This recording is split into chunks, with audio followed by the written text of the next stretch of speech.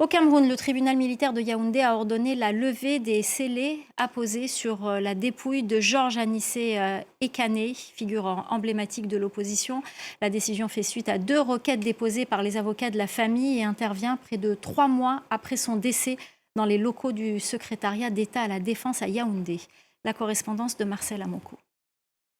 La famille d'Anissé Ekané peut donc enfin entrer en possession de sa dépouille, placée à la morgue de l'hôpital central de Yaoundé depuis 86 jours et commencé à faire son deuil en préparant ses obsèques. En tant que soutien actif d'Issa Tiroma Bakari, candidat à l'élection présidentielle du 12 octobre 2025, il était accusé, avec d'autres leaders de l'opposition, d'insurrection et d'incitation à la rébellion après avoir soutenu que c'est le candidat de l'Union pour le changement qui avait remporté ce scrutin, même si les résultats officiels ont donné Paul Biya vainqueur. Il avait été arrêté à Douala, la capitale économique, et conduit en prison à Yaoundé. Sa famille estimait qu'il avait à ce moment-là une santé fragile. Anissé Ekané est décédé le 1er décembre 2025, faute de soins adéquats selon ses proches. Depuis, le corps avait été placé sous séquestre sans que l'on sache pour quel motif. Ses compagnons d'infortune, parmi lesquels Djokam Tchameni, sont quant à eux toujours en détention sans jugement.